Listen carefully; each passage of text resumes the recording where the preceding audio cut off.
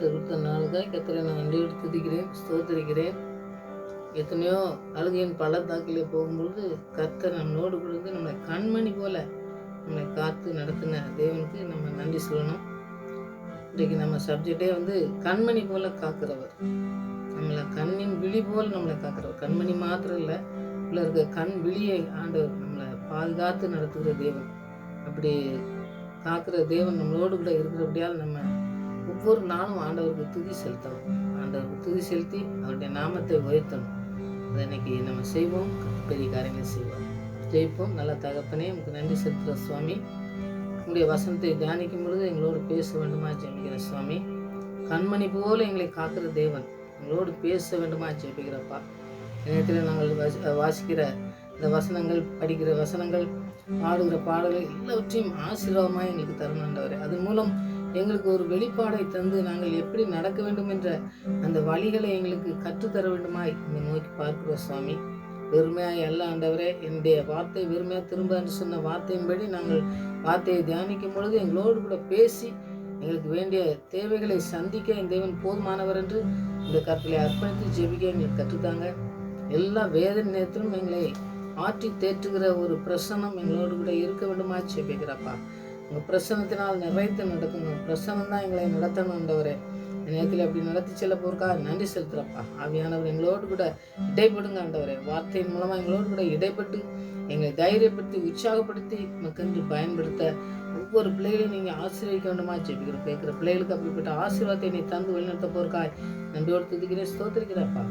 துதிக்கான மயமெல்லாம் கேசத்து ஏசு ரச்சனை நாமத்தில் ஜெபங்கள் நல்ல பிதாவே, ஆமென். ஒரு பாடல் பாடி வசனத்து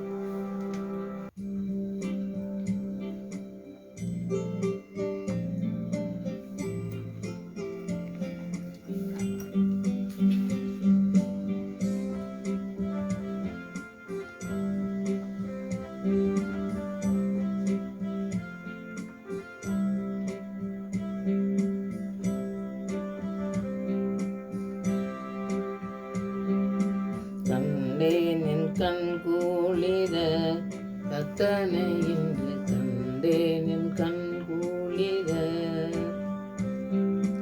கண்டேன் கண் கூளிர கத்தனை இன்று கண்டேன் கண் கூளிர. கொண்டாடும் விண்ணோர்கள் கோமானை கையில், கொண்டாடும் விண்ணோர்கள் கோமானை கையில் கண்டேன் என் கண் கூளிர கத்தனை இன்று கண்டேன் என் கண் கூளிர.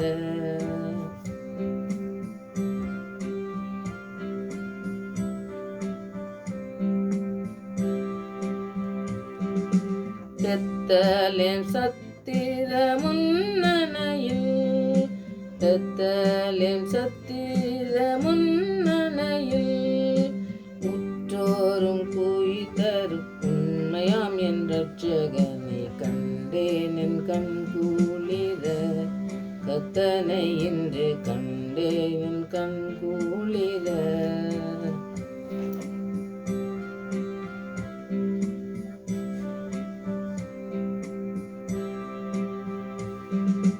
தேவாதி தேவனாம் சேவசனை, தேவாதி தேவனை தேவசனை ஓயாது கோத்தரிக்கும் ஒப்புவித்தவன் கண்டேன் கண் குளிர கத்தனை இன்று கண்டேன் கண் குளிர.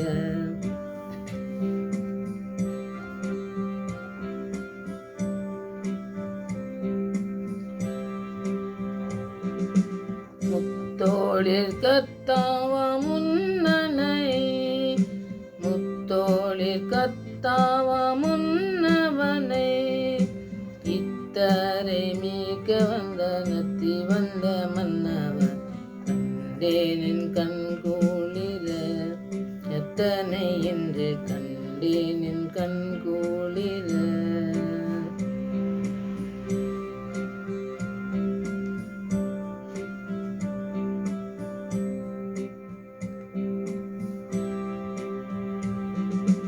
மன்னோர் இருள் போக்கும் மாமணியை,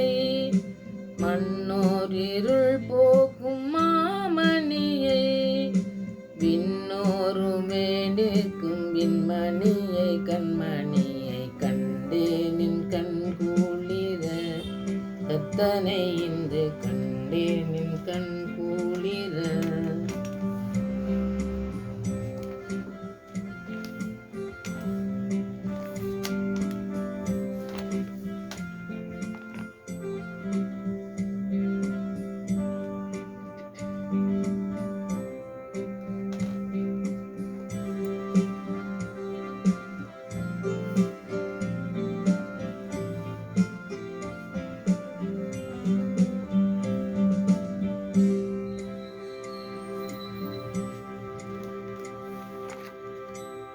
இன்னைக்கு நான் சொன்னேன், கண்மணி போல காக்கிற தேவன், கண்மணி போல என்னை காத்தரலும் அப்படின்னு சொல்லி சங்கீதக்காரன் வந்து தாவீது விண்ணப்பம் செய்கிறது தான் 17வது சங்கீதம்.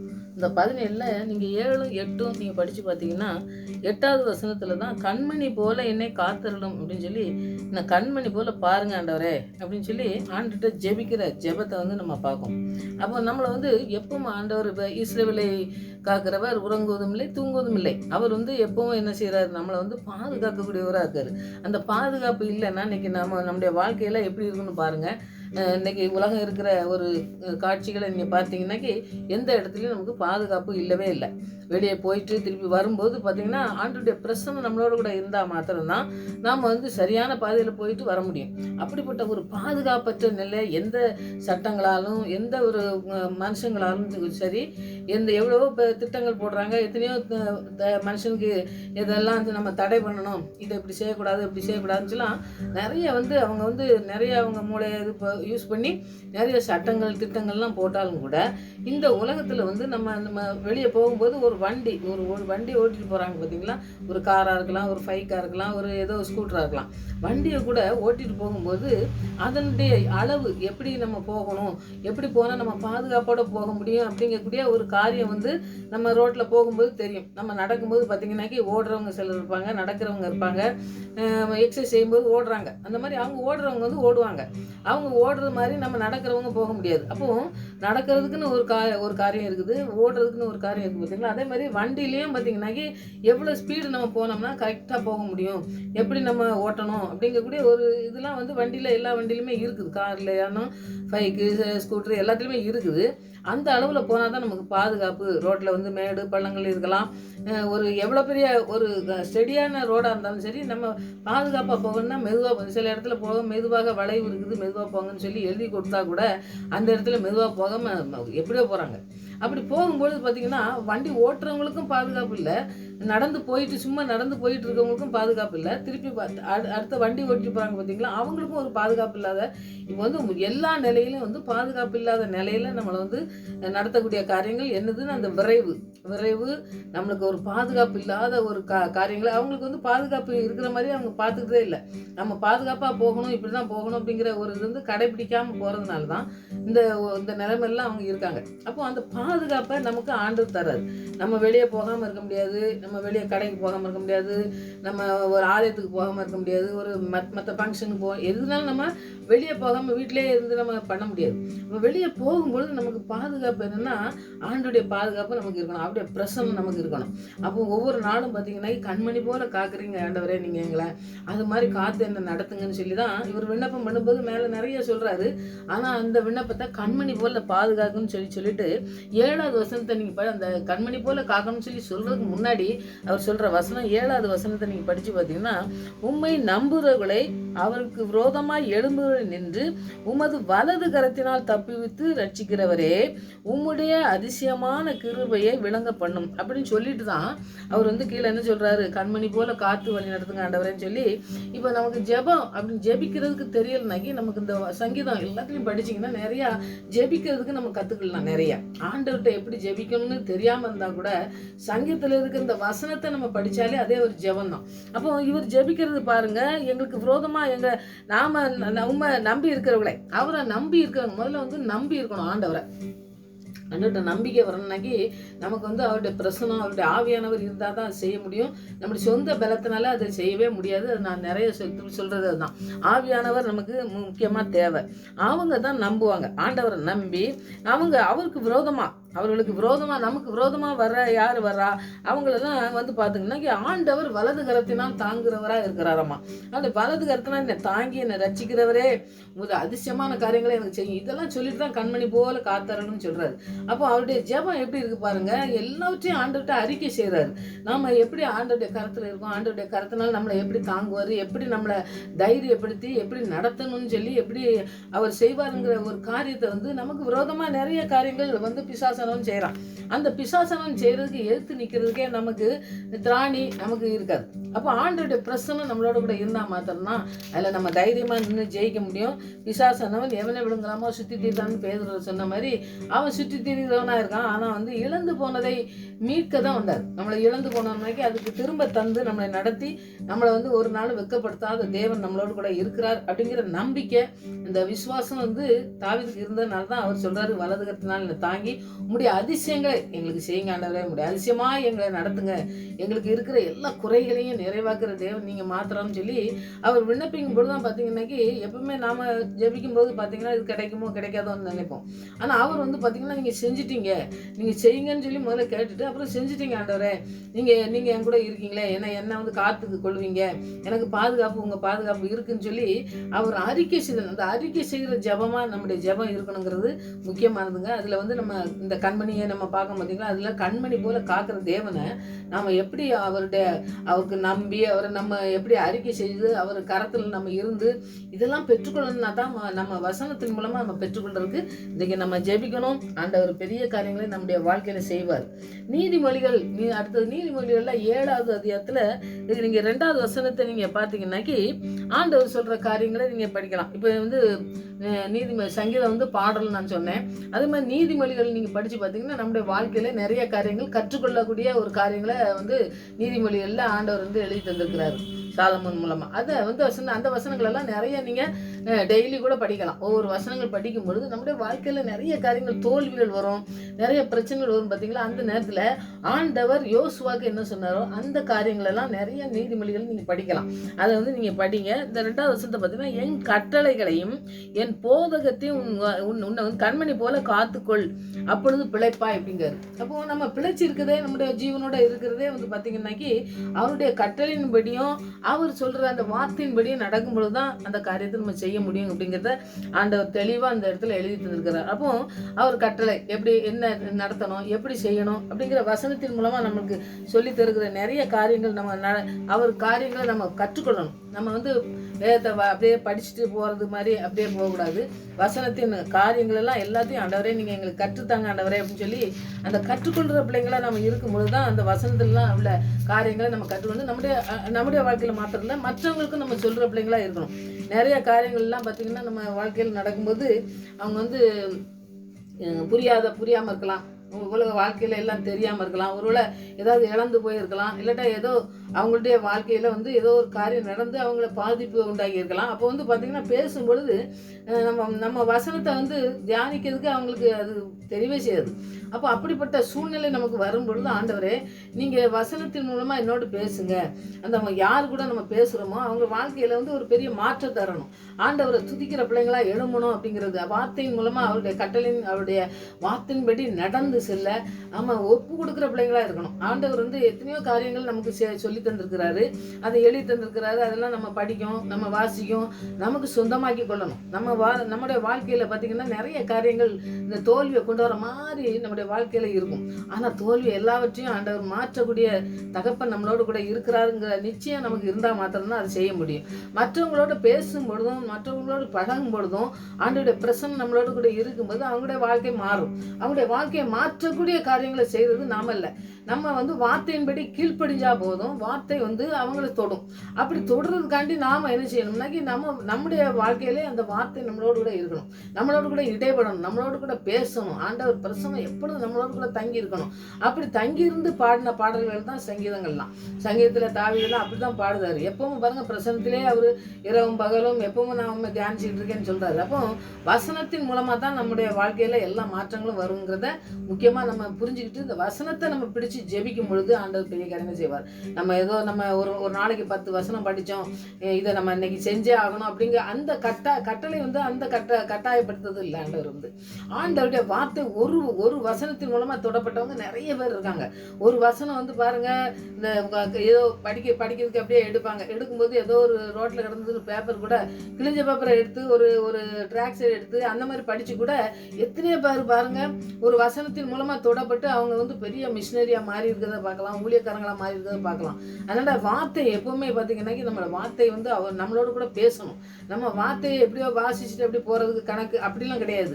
வார்த்தை ஒரு வார்த்தைனாலும் ஆண்டவருடைய வார்த்தையை நம்ம படிக்கும் பொழுது அதனுடைய கருத்துக்களை புரிஞ்சுக்கிட்டு நம்ம வாசிக்கும் பொழுது ஆண்டவர் பெரிய காரியங்களை நம்முடைய வாழ்க்கையிலும் மற்றவங்களுக்கு செய்கிறதுக்கு நம்மளை பயன்படுத்துவார்னு சொல்லி நிச்சயமாக நான் விசுவாசிக்கேன். அதனால் அந்த விசுவாசத்தோடு இந்த நாட்களில் இந்த வசனத்தை தியானிங்க. ஆண்டவர் பெரிய காரியங்களை நமக்கு செய்வார். சகரியா 2வது அதிகாரத்தில் 8வது வசனத்தை நீங்கள் படித்து பார்த்தீங்கன்னாக்கி ஆண்டவர் சொல்கிறது பாருங்கள், பிற்பாடு மகிமை உண்டாகும் என்று சேனையிலே கர்த்தர் சொல்கிறார், உன்னை கொள்ளையிட்ட ஜாதியிடத்துக்கு என்னை அனுப்பினார், உங்களை தொடுகிறவன் அவருடைய கண்மணியை தொடுகிறான்னு சொல்றாரு. ஆண்டவர் வந்து என்ன செய்யறாரு பாருங்க, நம்ம எப்படிதான் காரியங்கள் முன்னாடி நடந்த காரியங்கள்லாம் நம்மளை பாதிப்பை உண்டாக்கும் பொழுது ஆண்டவர் என்ன சொல்றாரு பாருங்க, உங்களை தொடுகிறவன் என் கண்மணியை தொடுகிறான்னு சொல்றாரு. அப்போ நம்மளை வந்து யாராவது தொடுறாங்க, நம்ம பாதுகாப்பை நம்ம இழக்கிறோம், நமக்கு ஏதோ பாதுகாப்பு இல்லை ஆண்டவரே அப்படின்னு சொல்லி ஆண்டவர் நோக்கி கூப்பிடும் பொழுது அவர் வந்து நம்ம என்ன செய்யறாரு, நமக்கு என்ன வேதனை வருதோ அந்த வேதனையை சுமந்து அவர் வந்து நமக்கு விடுதலை தரக்கூடியவராக இருக்கு. இப்படிப்பட்ட தேவனை வந்து நம்ம உலகத்துல எங்கேயுமே காண முடியாது. நமக்கு சொந்தங்கள் இருக்கலாம், நிறைய வந்து காரியங்கள்லாம் இருக்கலாம். அவங்கெல்லாம் வந்து பாத்தீங்கன்னா இந்த மாதிரி காரியங்கள், அதாவது ஏதோ நமக்கு உதவி செய்யறதுக்கோ நமக்கு வந்து முடியாது அப்படிங்கிற ஒரு காரியத்துல இருக்கும் பொழுது நமக்கு இந்த மாதிரி தொடர்றதுக்கு நம்மளை உதவி செய்யறதுக்குலாம் யாருமே இருக்க மாட்டாங்க. ஆனா ஆண்டவர் என்ன சொல்றாருன்னா, நமக்கு வருகிற எல்லா துன்பங்கள் தொல்லைகள் எல்லாமே நான் சுமந்து தீர்த்துட்டேன், அதனால நீ சுமக்க அவசியம் இல்லை, நான் உன்னை தோளின் மேல சுமந்து உன்னை நடத்துவேன்னு சொல்லி ஆண்டவர் சொல்றதை நீங்க பார்க்கலாம். அப்போ ஆண்டவருடைய வார்த்தை என்ன சொல்லுது, நம்மளை வந்து கண்மணி போல பாதுகாக்கிறது மாத்திரமல்ல, நம்மளை நடத்தி செல்ல ஒரு காரியங்களை செய்யறாரு. அடுத்தது நம்மளை யாராவது தொட்டாங்கன்னாக்கி அவரை தொடுற மாதிரியாம். அப்போ எவ்வளவு பெரிய ஒரு பாதுகாப்பை நம்மளை சொல்றாங்க. பாருங்க, ஒரு டாக்டர்கிட்ட போனோம்னா என்னங்க தொட்டு பார்த்துட்டு சரி நல்லா இருக்கு அப்படின்னு சொல்லிடுவாங்க.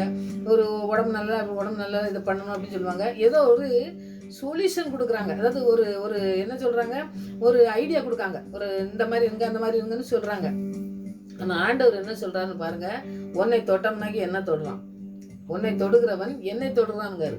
அப்போ நம்மளை தொடும் பொழுதே நமக்கு ஏதோ ஒரு வேதனை, நம்ம பாடு துக்கங்கள் வருதுனாலே அவருக்கு தான் ஃபர்ஸ்ட், அடுத்ததுதான் செகண்ட் தான் அவருடைய பிள்ளைகளுக்கு வருது. அப்போ அவர் சுமந்து செல்ற பொழுது அவர் அனுமதி இல்லாம நமக்கு எதுவுமே நடக்கிறதுக்கு அந்த அனுமதியை ஆண்டவர் கொடுக்க மாட்டார். யாருக்குமே அந்த அனுமதி கிடையாது. ஆண்டவர் நம்மளை படைச்சிருக்கிறது, நம்மளை உயிரோட வச்சிருக்கிறது, நம்மளை அழைச்சிருக்கிறது எல்லாத்துக்கும் அவர் தான் பொறுப்பானவர். அவர் தான் எல்லாவற்றையும் நோக்கத்தோடு, அவர் ஒரு நோக்கத்தோடு நடத்துறாரு. நம்முடைய வாழ்க்கையில நாம நினைச்சது நடக்கல அப்படிங்கும் பொழுது நமக்கு ஒரு தோல்வி மாதிரி, ஆண்டவர் என்ன நம்ம ஜெபத்தை கேட்கல அப்படின்னு சொல்லி நம்ம அழும் பொழுது கூட ஆண்டவர் சொல்ற வார்த்தை, உங்களை தொடுகிறவன் என் கண்மணியை தொடுகிறான்னு சொல்லி சொல்றாரு. அப்போ கண்மணியை தொடுகிற ஆண்டவர், நீ உன் கண்மணியை உன்னை தொட்டோம்னா என்ன தொட்ட மாதிரி சொல்ற ஆண்டவர் நமக்கு ஒரு நாள் தீங்கு செய்ய மாட்டாரு. அதன் மூலமா நன்மையை செய்வாரு. அந்த நன்மையா மாற்றுகிற தேவன் தான் என்னுடைய ஆண்டவர் அப்படின்னு சொல்லி நம்ம அந்த விசுவாசிலே பலப்படணும். அந்த விசுவாசில நம்ம முழுதுமா அர்ப்பணித்து ஜெபிக்கும் பொழுதுதான் இந்த வாழ்க்கையில நம்ம இந்த பைபிள்ல வாசிக்கும் பாருங்க, அந்த வார்த்தைகளுக்கெல்லாம் நமக்கு அர்த்தம் தெரியும். அவர் எப்படி நம்மளை நடத்துறாருங்கிற ஒரு விசுவாசம் நமக்கு வரும். அந்த விசுவாசத்துல நாம நிலைச்சு நிக்கணும்னாக்கி ஆண்டவருடைய பிரசன்னம் தான் நமக்கு வேணும். அவருடைய பிரசன்னம் நம்மளோட கூட இருக்கும் பொழுது, ஆவியானவர் இருக்கும் பொழுது அவருடைய கரத்திலிருந்து யாரும் பறித்து கொள்ள முடியாது. அப்படிப்பட்ட சூழ்நிலை வரும் பொழுது ஆண்டவர் நமக்கு ஏதோ ஒன்று செய்யறதுக்காண்டி நம்மளை பக்குவப்படுத்துறாரு, நம்மளை ஏதோ நடத்துறதுக்காண்டி அவர் அழைத்தவர் உண்மை உள்ளவர்.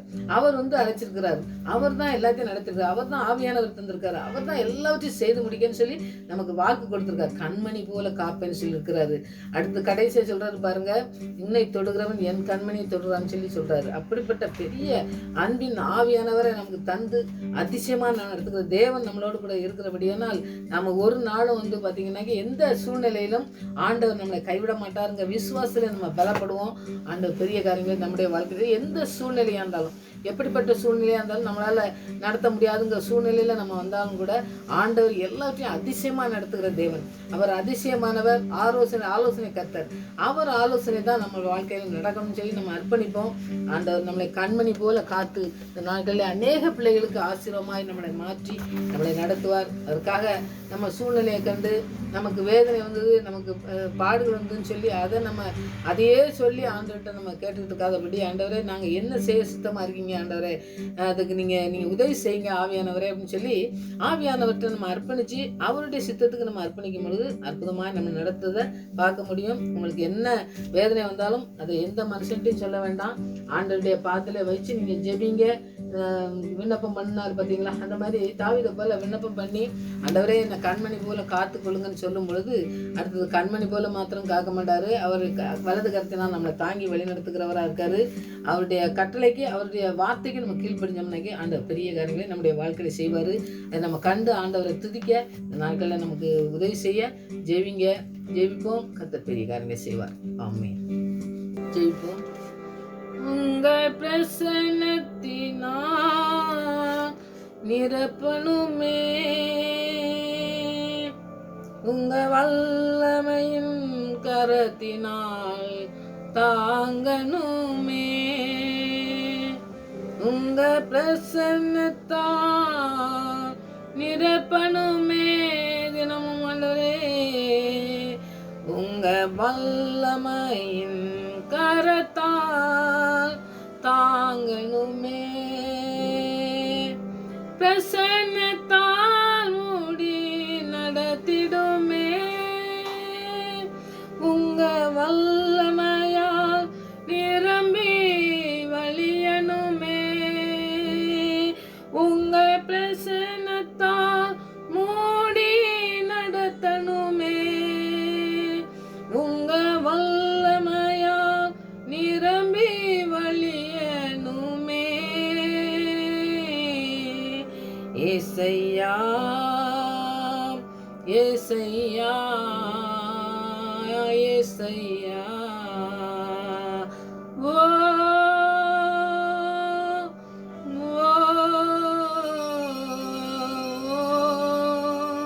ஹல்லேலூயா ஹல்லேலூயா ஹல்லேலூயா ஆமென். சாமி, உங்க பிரசன்னம், உங்களுடைய வல்லமை, உங்களுடைய கிருபை எங்களை தாங்கி வழிநடத்த இந்த நாளில் அர்ப்பணிக்கிறோம் சுவாமி. உங்க பிரசன்னம் எங்கள் மத்தியிலே கடந்து வந்த ஆண்டவரே, எங்களை ஆற்றி தேற்றி வருகிற தயவுக்கா நன்றி சுவாமி. அழைத்தவர் உண்மையுள்ளவர், கடைசி வரை எங்களை நடத்துகிறவர் என்று அர்ப்பணிக்கிறோம் ஆண்டவரே. இழந்து போனதை தருவதற்காகவே வந்தீங்க ஆண்டவரே. எதெல்லாம் இழந்து போய் இருக்கிறோமோ அதையெல்லாம் திரும்ப தந்து எங்களை மகிழ்ச்சியாக்கி உங்களுடைய நாமத்தை உயர்த்துகிற திரள் கூட்டங்கள் எழும்ப உங்க பிரசன்னத்தினால் நிறைக்கப்பட்டு ஆண்டவரே உங்களுடைய ஆவியானவரால் நிறைக்கப்பட்டு உங்களை எப்பொழுதும் துதிக்கிற சத்தம் கேட்கிற இடமாய் மாற்ற எங்களை அழைத்த தேவன் பரிசுத்தர் பரிசுத்தர் என்று பரலோகத்திலே மாத்திரமல்ல ஆண்டவர், இந்த பூமியிலும் அப்படியே உண்மை துதிக்க எங்களுக்கு தந்திருக்கிற நாளுக்காய் நன்றி ஆண்டவரே. அதை செய்து முடிக்க எங்களுக்கு உதவி செய்யும். எங்களுக்கு உதவி வழி எல்லாவற்றையும் நீங்க செய்து முடிக்க வேண்டுமாய் இந்த மனிதனை நோக்கி நாங்கள் ஓடாதபடி தேவனுடைய வல்லமுள்ள கரம் செய்ததென்று அநேகர் கண்டுகொள்ள வெளியரங்கமாய் பதிற்கான கிருபை தாங்க ஆண்டவரே. நீங்க உதவி செய்யுங்கப்பா. உங்க கருத்துல அர்ப்பணிக்கிறேன்ப்பா. இந்த நேரத்திலே வாசிய வசனங்களும் ஆண்டவரை ஆசீர்வதித்து தாங்க. எங்களை கண்மணி போல பாதுகாக்கிற தேவன், உங்களுடைய கட்டளையின்படி உங்களுடைய வார்த்தையின்படி நாங்கள் கீழ்ப்படிந்து நாங்கள் நடக்கும் பொழுது எங்களை தொடுகிறோம், உண்மை என்னுடைய கண்மணி தொடுகிறோம் என்று சொல்லி ஆண்டவரே, உங்க கண்மணி போல எங்களை காத்து வழி நிறுத்துகிற ஒரு நல்ல தகப்பன் எங்களோடு கூட இருக்கிறபடியா அவங்க நன்றியோடு துதிக்கிறேன், ஸ்தோத்திரிக்கிறப்பா. பிரசனத்தினால் நிறைங்க அப்படியே வல்லமை கிருபை தாங்கி வழிநடத்திட்டும். உண்மையே சார்ந்து வாழ எங்களுக்கு கிருபை தந்து வழிநடத்த போறக்காய் நன்றி. நடத்தி கொண்டு இருக்கிற தயவுக்காய் நன்றி சுவாமி. நித்தியான வழியிலே எங்களை நடத்தி செல்லும். உமக்கு பிரியமான காரியங்களை செய்ய எங்களுக்கு கற்றுத்தாங்க. ஆசிரியரை பொறுப்படுத்திக் கொள்ளுங்க. நீங்க பிரசனை இருக்கட்டும் ஆண்டவரே. எங்க ஜெபத்துக்கு பயிர் கொடுத்தபடியா நன்றி ஆண்டவரே. துதிக்கிறோம், ஸ்தோத்திரிக்கிறோம். மறுபடியும் மாமூலி சமூகத்தில் வரும் வரை எங்களை காத்து வழிநடத்தமா ஜெபிக்கிறேன். துதிக்கிற மாயமெல்லாம் அம்மைக்கு சொல்றேன். ஏசு ரஜன் நாம் ஜெபங்கள் நல்ல பிதாவே. ஆமென்.